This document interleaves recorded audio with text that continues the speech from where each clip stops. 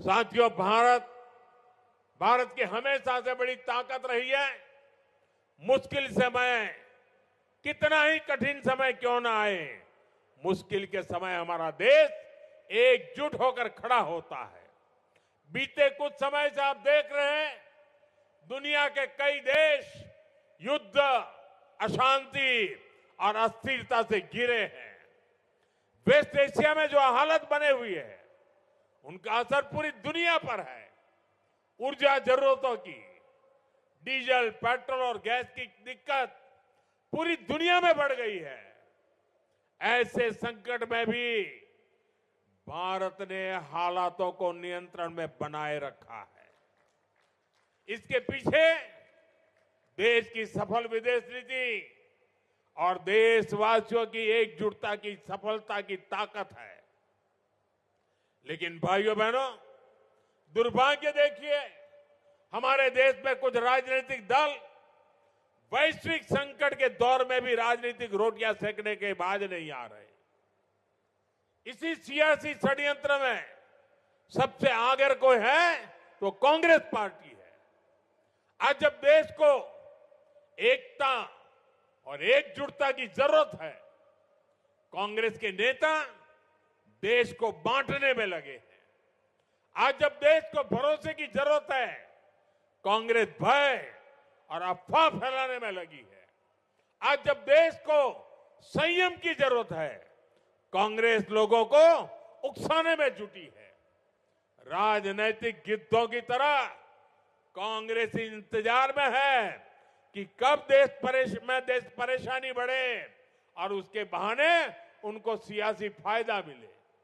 भाइयों बहनों, आज दुनिया के छोटे से लेकर बड़े सुपर पावर देशों तक में डीजल, पेट्रोल के दाम कहीं 10%, कहीं 20%, कहीं 25% तक बढ़े हैं। लेकिन भारत इसका असर देश की जनता पर नहीं पड़ने दे रहा है।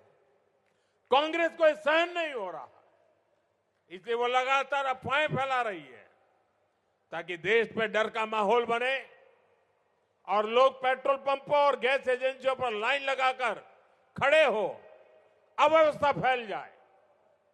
उसे लेकर ये लोग दुष्प्रचार करें, ये इनकी मंशा है। साथियों, सत्ता से दूरी कांग्रेस पार्टी को बौखला कर देती है। अभी दिल्ली में हुई ग्लोबल एआई समिट में भी आपने देखा है, दुनिया भर के मेहमान यहां थे। दिल्ली की एआई समिट की पूरे विश्व में प्रशंसा हो रही थी, लेकिन कैसे विरोध के लिए कांग्रेस के लोगों ने अपने कपड़े तक फाड़ दिए। इनकी कोशिश थी कि दुनिया के सामने भारत की छवि खराब हो। आज के हालात में भी कांग्रेस भारत में नफरत करने वाली विदेशी ताकतों की भाषा बोल रही है। हमें कांग्रेस के इस षड्यंत्र से सावधान रहना है। साथियों, भारत किसी भी मुश्किल परिस्थिति का सामना डट करके कर सकता है। ये हमने कोरोना काल में भी दिखाया है। उसी तरह ये समय भी साथ रहने का है। हमें इस बात पर गर्व होना चाहिए, आज जब पूरी दुनिया केवल अपने बचाव में लगी है, भारत न केवल स्थिरता बनाए हुए है, बल्कि विकास के रास्ते पर भी हर दिन आगे बढ़ रहा है।